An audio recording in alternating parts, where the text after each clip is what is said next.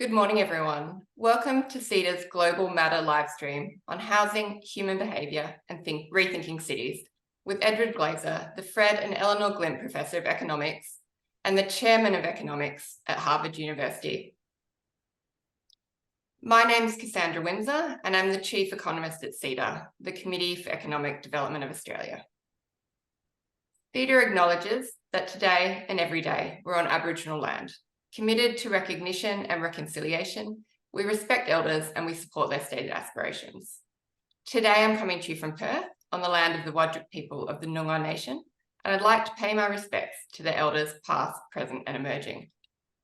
CEDA is a supporter of the Voice to Parliament as a key social and economic reform. It's clear that a key factor in past failure in Indigenous policy has been the failure to seek and incorporate the experiences, insights and expertise of Aboriginal and Torres Strait Islander peoples and communities. Having a First Nations voice enshrined in the Constitution is critical to enabling better outcomes for all Australians and sustainably closing the gap. Today's event is part of Global Matters, a live stream series unpacking global economic, social and environmental trends and their impact on the Australian economy and society. This series brings international perspectives, leading thinkers from politics, economics, science, media, international institutions, civil society and more to share their insights with the CEDA community. We encourage everyone attending today to join in on the conversation. You can participate directly in today's discussion by asking questions using the Pigeonhole app.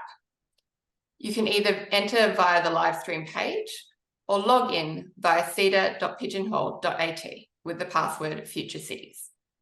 On Pigeonhole, you can either enter your own questions or also view and vote on the questions of others. So I know which ones are the most important to the audience.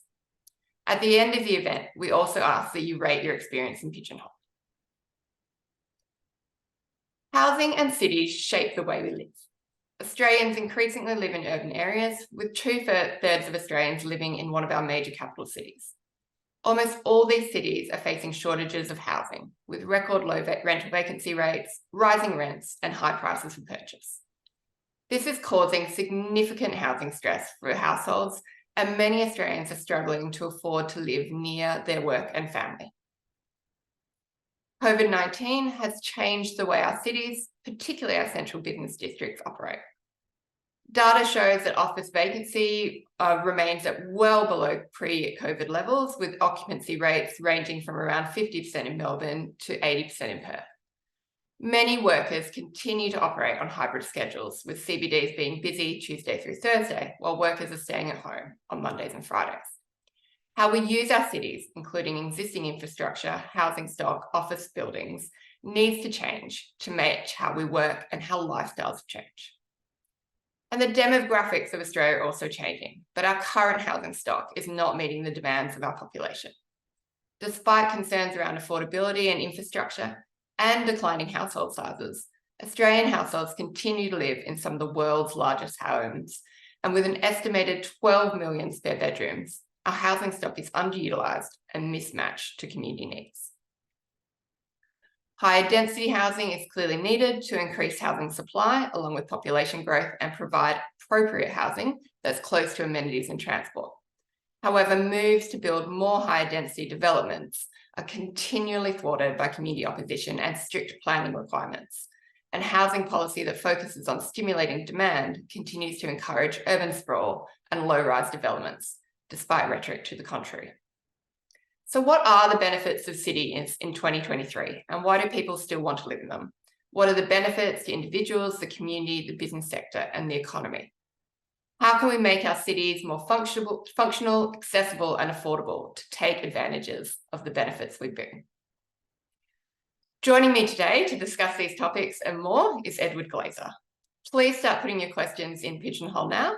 And now I'll hand over to Edward to make some opening comments before opening up for discussion. Over to you, Edward. Wonderful. Thank you so much. Thank you for having me on, and I'm looking forward to this conversation. Whenever I would give a talk on cities prior to 2020, I would begin with a graph sort of like this one, often this very graph, which illustrates something of the enduring dynamism of cities in the 21st century. What you see here is the 1,114 NUTS 3 regions of the European Union. These are, small subnational units, and I've ordered them on the basis of their density level, because at their hearts, cities are the absence of physical space between people. What the blue line shows is the extraordinarily strong link between population density and average GDP per worker. The densest tenth of these areas have GDPs that are double those in the least dense areas. So really a massive relationship. This is something that economists call agglomeration economies, the fact that we become more productive when we are enmeshed in a maelstrom of economic activity. This is about fundamentally access to raw materials, access to transport infrastructure, and most importantly, access to other people, right? Because in fact, we learn more, we produce more when we are connected to other human beings. The red line shows the relationship between population growth between 2000 and 2010 and initial population levels. So whereas Americans at the start of the 19th century were leaving our dense enclaves on the eastern seaboard to populate the empty spaces between the oceans, at the start of the 21st century, we are clustering in rather than spreading out. I could show you exactly the same two graphs for the United States, and the relationship between population growth and density would be stronger. The relationship between earnings and density would be weaker. Now, of course, and I'm not going to say as much in these opening remarks about housing prices as I will, I think, in the subsequent conversation. One of the ways that urban success has displayed itself has been in rising housing prices. In fact, rising housing prices have gone up much more quickly in many areas than incomes.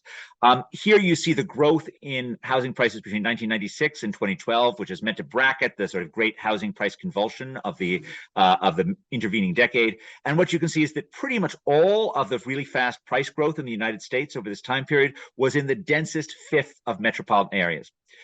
And again, this is more than just the demand for cities as places of productivity. This is the demand for cities as places of pleasure. That what Dr. Johnson was writing about in 18th century London, when he wrote that when a man is tired of London, he is tired of life, for there's all in London that life can afford. Of course, what's happening in these cities is that robust demand for cities as both places of work and as places of joy collides against a fixed housing supply that fails to enable the growth that these cities would require to remain affordable. Now, this relatively benign view of cities then collides with what we've seen in the last 4 years. Now, we are hopefully, I think, finally through this pandemic, but we may have another pandemic in the next 5 to 10 years, because in fact, cities and pandemics have a very long history. This is an image meant to connote a classical pandemic, and the first pandemic that we have that's well documented is the plague of Athens, 430 BC. Athens, of course, reminds us of just how magical cities can be in the 5th century. It's a place in which the close connection of human beings, Socrates and Plato bickering on an Athenian street corner, worked miracles in the arts, in culture, in drama, in architecture, in its economic power and its military power, right? And all of that excited the rivalry of their land-based military neighbor, Sparta. Sparta demanded that Athens back down. Pericles, the leader of the Athenian democracy, said absolutely not, and the Peloponnesian War was on. Pericles' plan was to summon the Athenians behind the walls of the city and to trust in those walls to keep out the Spartan warriors, the hoplites, and then send forth the superior Athenian fleet to win victory. Unfortunately, walls that can keep out an enemy warrior may not keep out a virus or bacteria. And something entered into Athens through its port of Piraeus, and it killed perhaps 1/4 of the city's population in 2 years. Thucydides, one of the two fathers of history who lived in Athens during this time period, was there, and he describes a city that has gone amok, in which people live only for the day because they do not expect to see tomorrow. This highlights 2 reasons why cities are vulnerable to plague, right? One of which is they are the nodes of our global lattice of travel and trade. They are the ports of entry for goods, for people, for ideas, and viruses. The second of which is high density levels often enables diseases to move more quickly from person to person. For most of the past 650 years, our cities have been relatively pandemic free.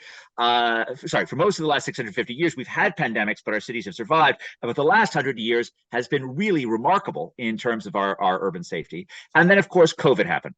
Now, COVID initially was a disproportionately urban pandemic. This is a map of New York City. New York City was hit pretty badly by the pandemic early on, because it was the port of entry for tourists re-entering into America.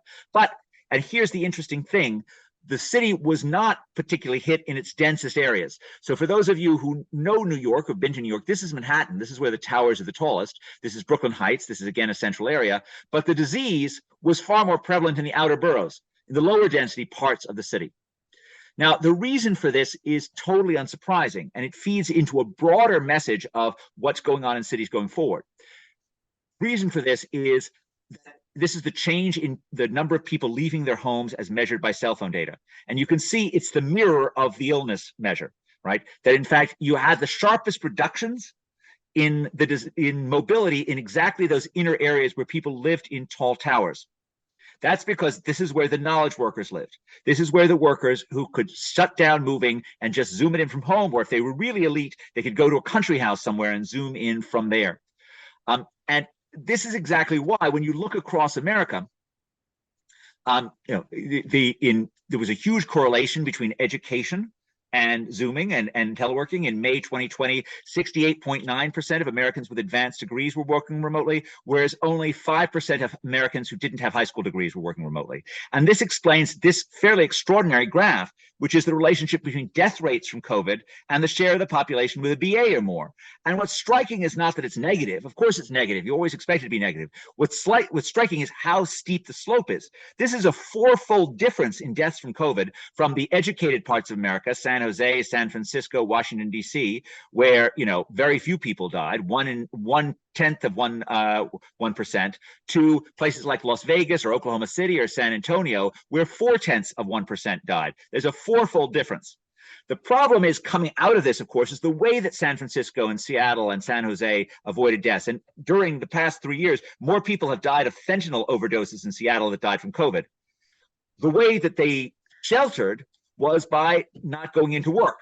And consequently, these are the cities, these highly educated cities that were the anchors of America's urban economy prior to 2020. These are the places where the shutdown, the empty offices have been the most extreme. I'm going to just show you two measures of empty offices. One is from Castle Technology. Castle are card swipes. They tend to be used in fairly elite offices, and they typically show that we're at about 50% occupancy relative to the pre-pandemic period. So about half of the offices are empty on any given day, maybe a little bit less on Wednesday, maybe a little bit more on Friday. This is Google mobility data. The changes in Google are less. These are the largest counties in each of these cities. I can't give you after October of last year because Google stopped releasing the data. But you can see more like 20 to 30% reductions, not 50%, with the exception of Manhattan, where the number is still 50%. So the high offices, the most elite workers are the ones that are most absent. Now, this has led people to speculate that the switch to remote work is going to become permanent. We're all going to, our cities are going to become empty offices, and all of those things which made cities work ahead of time are now just going to be replaced because we have the wonders of Zoom. Now, I've been there before. In the 1980s, there was a real trend among the cyber seers and the techno prophets of predicting a death of urban knowledge industries. And here was their reasoning, was that in the 60s and 70s, cheap transportation had killed off urban industries. The largest industrial cluster in the United States in the 1950s was garment production in New York. It was killed by cheap transportation, container ships, fast trucks on the interstate highway system. And that led them to hypothesize that the equivalent reduction in transportation for ideas, the fax machines, the personal computers, would lead our offices to become obsolete. The workers that had been in knowledge industries that were in cities would leave these areas. And this led people like Alvin Toffler, writing in the Third Wave, to predict that we would all decamp towards electronic cottages. Now, for 40 years, he's been completely and totally wrong until 2020. Right? And this is an image of Mike Bloomberg's City Hall. This is an image of the Googleplex. And I don't want to spend too much time on it, but we have a lot of evidence to suggest that, in fact, what happened over those 40 years was a flourishing of cities, not a decline of cities. And that, in fact, technology companies, far from sending everyone home, did the opposite, which was to cram everyone together, was to buy large campuses, was to make sure everyone was next to each other 24/7. Why did that happen? Well, I think the best argument is that what globalization and new technologies did, even those same technologies that reduced distance, that made it easier to communicate over long distances, they increase the returns to being smart. They increase the returns to innovation. And we are, as a social species, that gets smart by being around other smart people, by being enmeshed in a human web of knowledge creation. I can give you a lecture, but I can't actually advise you on your PhD thesis long distance. And that's just a fundamental fact.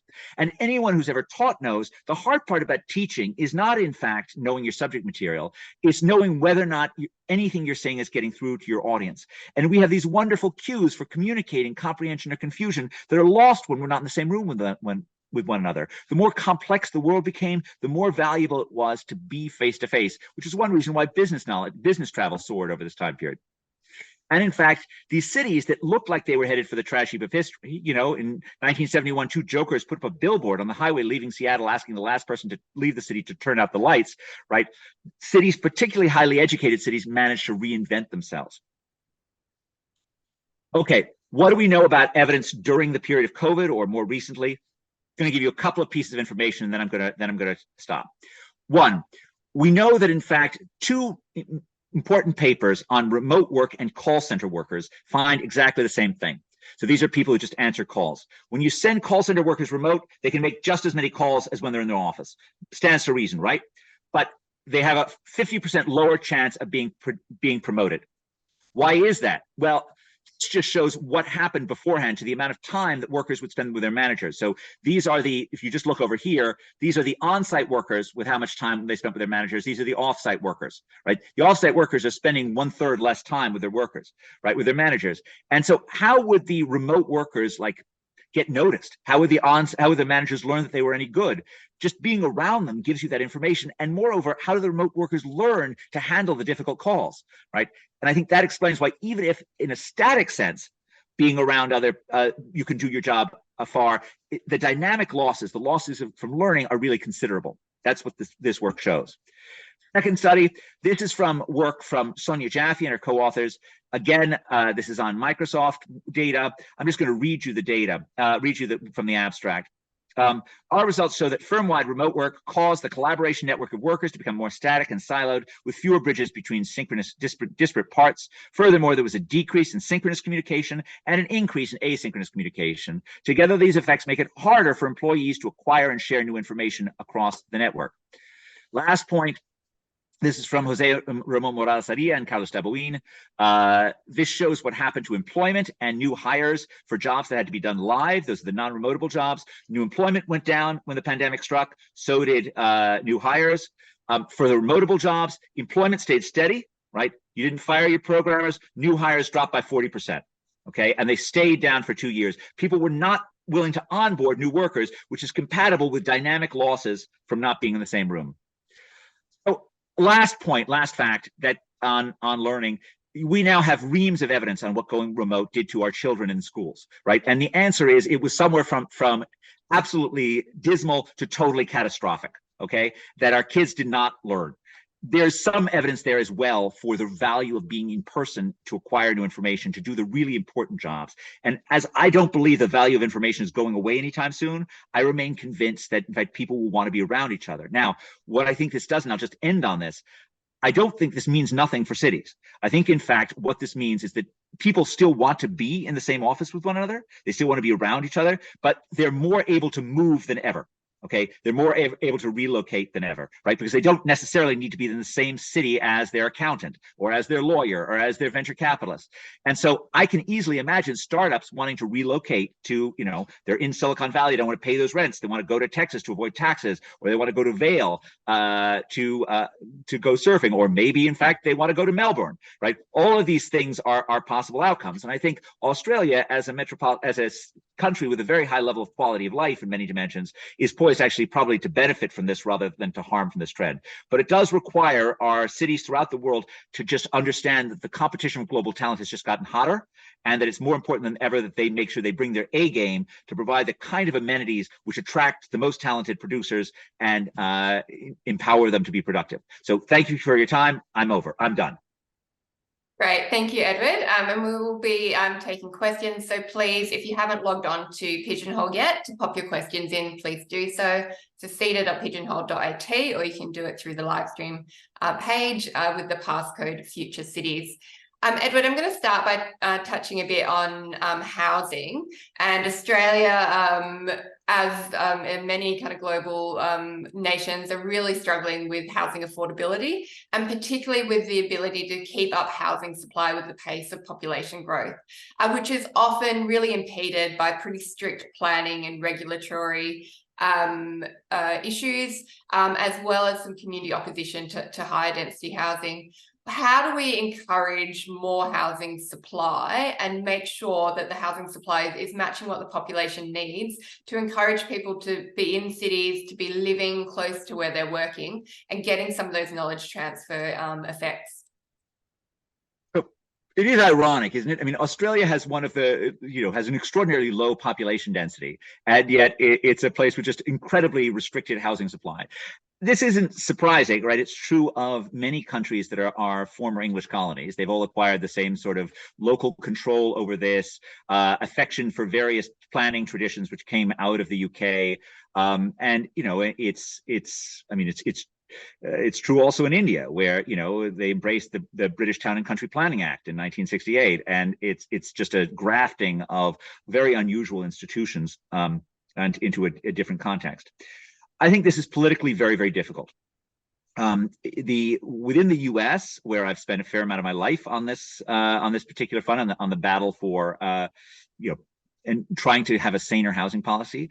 It's a policy it's a topic I particularly glommed onto, decided is a major part of my life, in part because it's just really important, and it was important for people to understand that when we don't allow the housing stock to grow, we get all sorts of pernicious things, right? Our most productive places become too small. People move areas just because they have cheap housing rather than because they are places where they can, be their best person. It means that we have gyrations in housing prices that are far more extreme.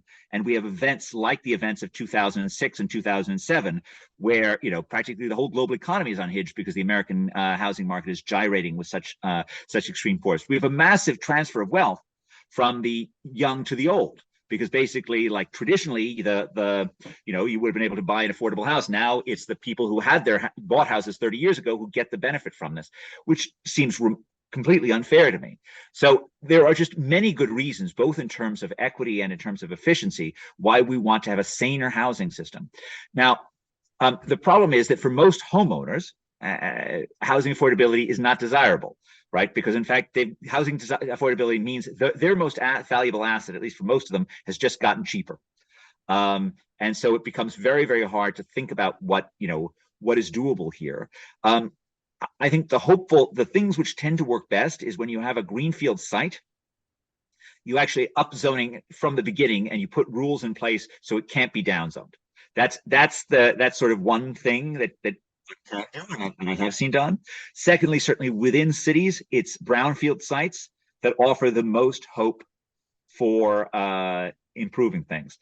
I mean, I enjoy ridiculing the homeowners who claim that they're environmentalists. At the same time, their housing restrictions ensure that we sprawl much more than we are, and we use much more carbon than we should.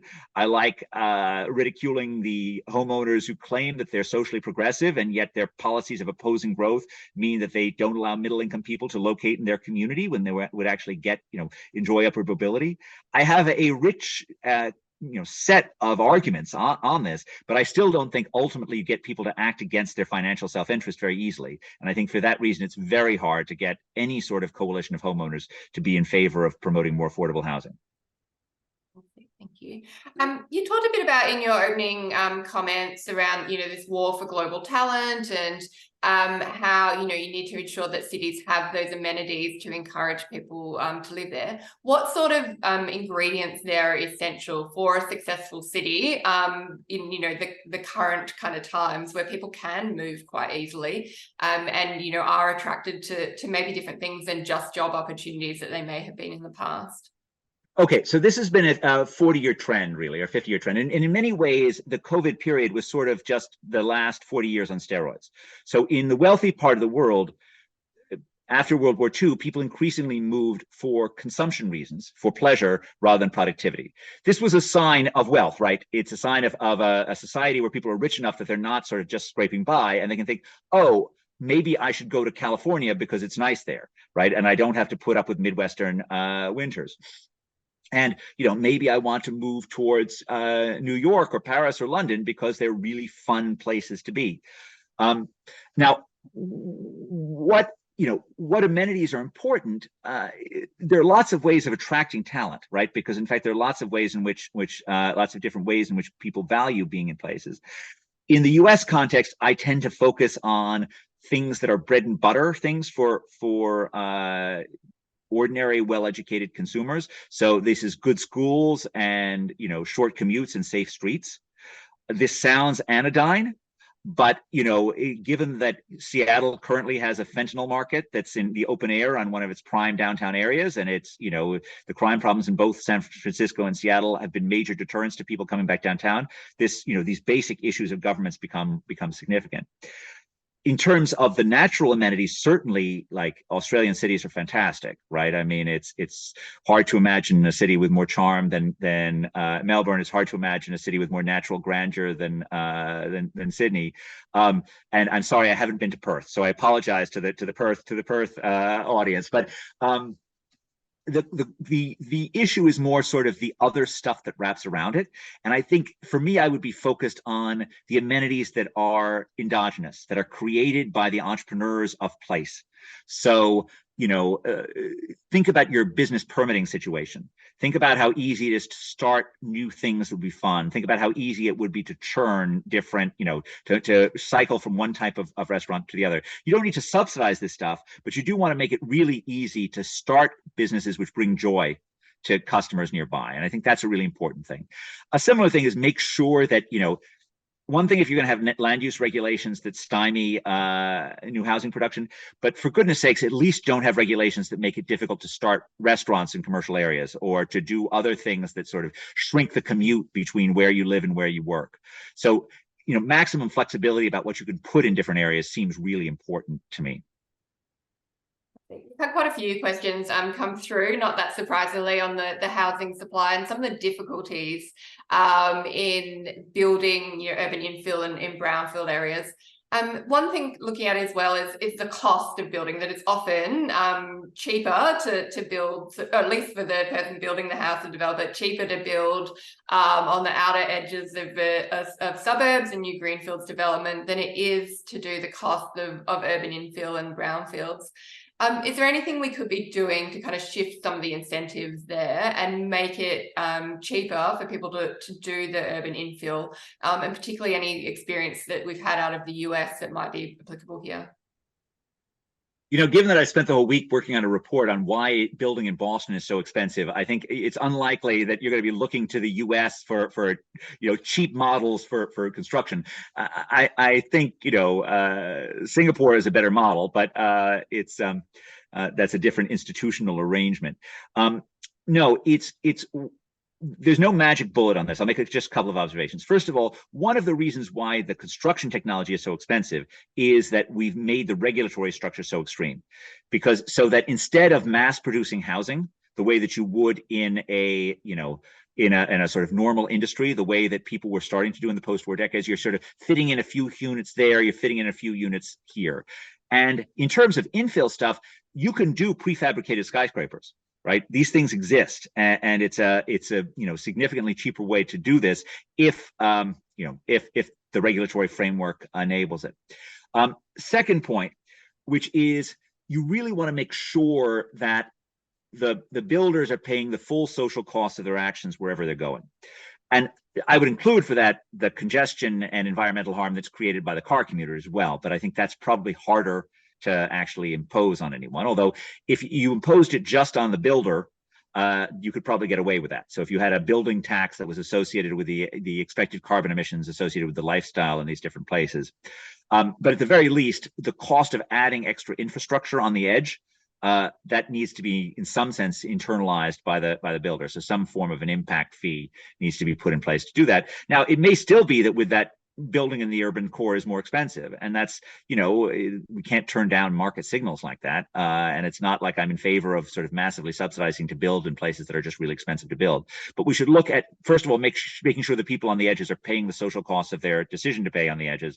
And secondly, whether or not we've done all we can to make the price of building as low as it can, both in the urban core and on the urban periphery. And we've had some follow-up questions there, the Singapore model that you mentioned as well, which obviously is very much more highly government run. Are there lessons that other countries can learn from that about how to do better urban development and particularly this in very particularly high density cities? Well, the more the community gets to micromanage the project, the more expensive it's going to be, right? So to the extent to which you can go in and say, this is my building model, these are the kinds of skyscrapers I know, or tall buildings that I know how to build, and I'm going to build them quickly, and they're going to be prefabricated in a factory outside of Sydney. That could be pretty cheap. If you have an 8-year process with the community where they want to design everything down to your, the finishes on your facade, right? That's going to be forever, and it's going to be a highly idiosyncratic product that you're going to need to get through. So the less the community gets to decide what's being built, the cheaper that it's going to potentially be. I don't know about other elements in the Australian building code or related to Australian labor regulations that are important in this. It's hard for me to even fully understand how US building has gotten, or Boston building has gotten as expensive as it has, but there's been an extraordinary increase in building costs over the last 2 to 3 years. Coming back to a little bit about the role of cities and that knowledge transfer, particularly in this post-COVID environment, as the data that you've shown around office occupancy is still not up to pre-COVID levels, and similar experience here in Australia. Is the sort of hybrid environment that's often in place in many offices at the moment, where people are coming in a couple of days a week and doing some work from home, is that enough to get these knowledge transfer impact from people being in cities and doing all that? Or do you think there is going to be a trend towards much more in-person work as we kind of move forward? I don't know, and I don't think it's there's no reason why you couldn't have many businesses where people are coming in 3 days a week, Tuesday through Thursday, and not Monday and Friday. That doesn't feel like it's wildly unproductive. Maybe those 3 days are enough. I would guess there are going to be winners and losers from that, and that's going to be one of the challenges for many businesses. Is if you think about a business with different people at different parts of the age spectrum, and remember, I'm at the someone who's 56 like myself. I mean, I guess I'm still pretty hungry in lots of ways, but not every 56-year-old is as hungry as I am. Certainly hungry for knowledge. The working from home has seemed like an absolute godsend. Right? They weren't expecting to learn a lot new. They were expecting to do their job and to do their job well. And it turns out they can do their job well at home. The problem with that is that the 20-somethings need the 50-somethings around to learn from. And you don't create a learning environment for the office if you're basically allowing your 50-somethings to go home. And your 20-somethings then ask, like, why am I here if I'm not surrounded by people who can make me smarter? Now, I think 20-somethings are also asking not to go in because they're also being unwise, right? That in fact, they don't actually realize that they actually need to be around people who are older and wiser than they are if they're actually going to progress in the job market the way that they should.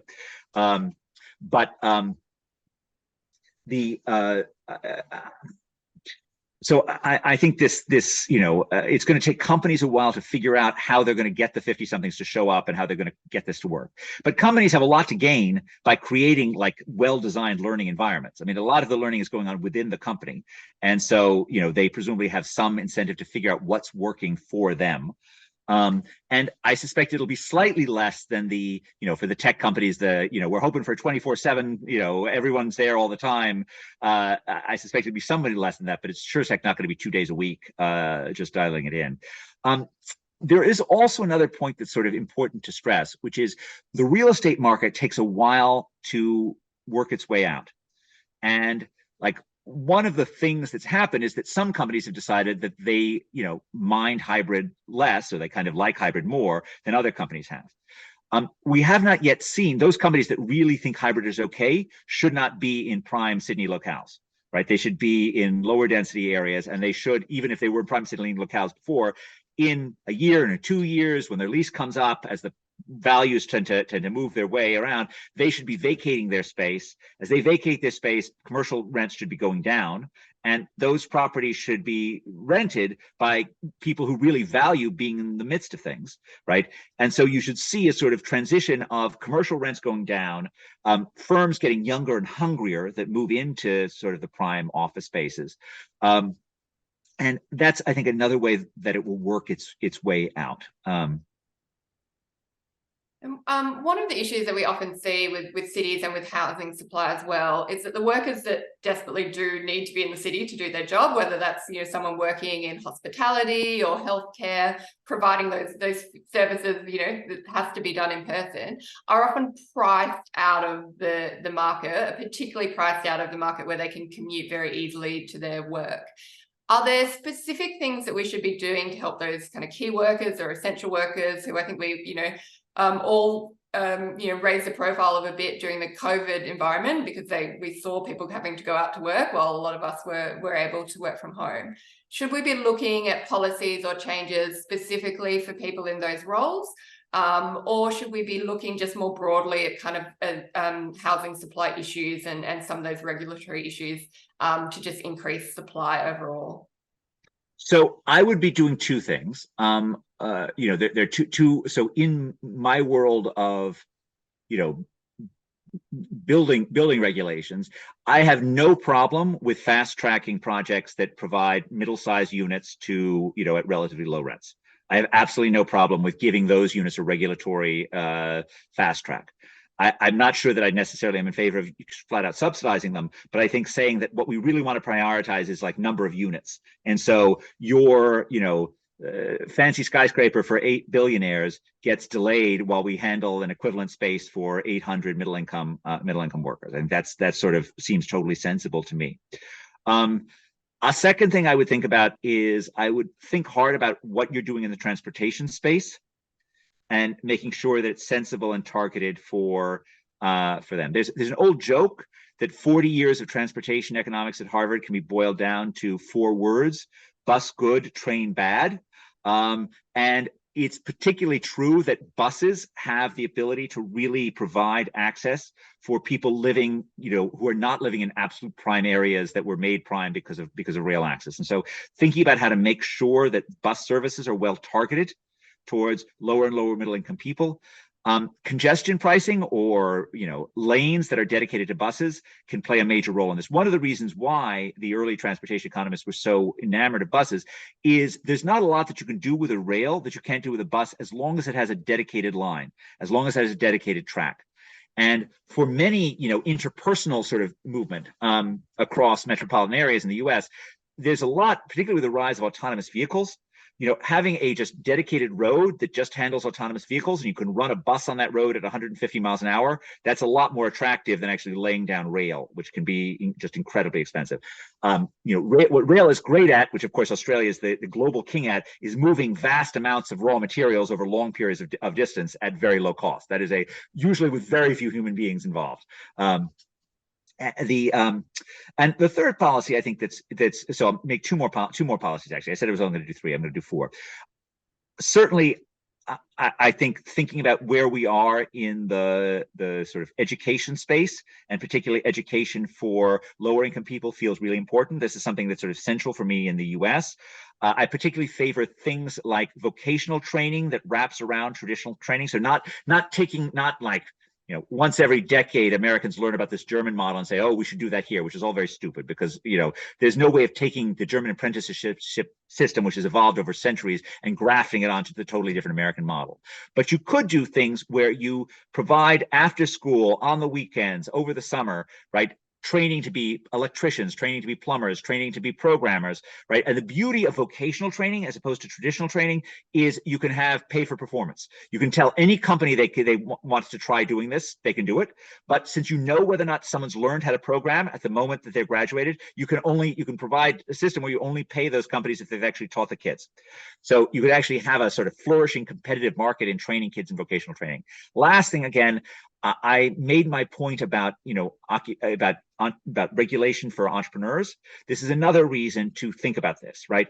In the US, one of my sort of constant, angers comes up over the fact that we regulate the entrepreneurship of the poor so much more heavily than we regulate the entrepreneurship of the rich.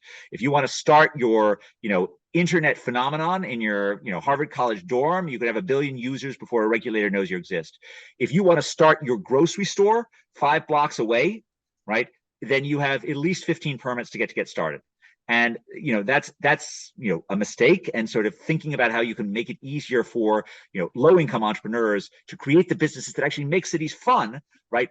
That feels like it's another worthwhile agenda. I think some great ideas in there. Hopefully some policymakers that are on the line listening today are thinking about some of them.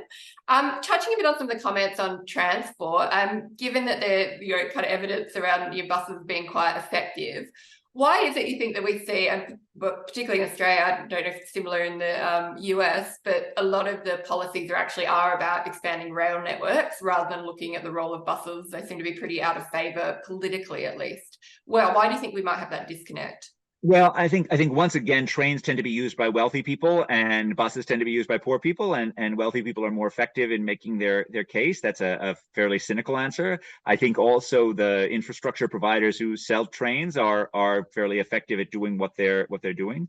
In the US, we're also afflicted by this awful Buy American thing, which means that our buses are all provided by what's essentially a duopoly of American bus providers who, are certainly not creating sleek, exciting buses that, would seem to be at least not the public ones.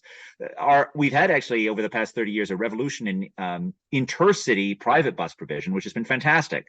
And lots of people have loved this, but when it comes to spending public dollars, the allure of the train persists, and yet it is a very expensive allure that is often very poorly targeted at actually providing massive mobility for middle-income people.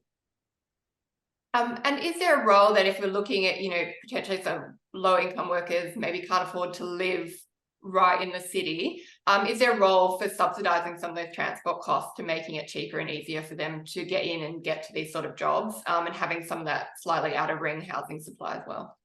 I am certainly open to this, but it better be bus level transport subsidies, not train level transport subsidies. So bus level transport subsidies are typically pretty low. Train level transport subsidies are whoppingly large. So fantastic. Well, look, we are pretty much out of time, so that's gone really quickly. Thank you for everyone who's popped their questions through in Pigeonhole. We haven't quite got through all of them, but I think we've touched on the key topics that have come through. So particular interest in the role of transport, looking at how cities are post-COVID and getting people back into the office. And not surprisingly at all to me, a lot of questions through on housing supply and how we can encourage that, more of that urban infill. So fantastic discussion today. Edward, really thank you very much for your time today. Thank you for coming to us. I know it is in the evening over there in the US. So thank you for coming and talking to us at a more Australia-friendly time. And thank you for getting up so early to talk to me, Cassandra. Thank you. On the reverse side. Not a problem at all from my side.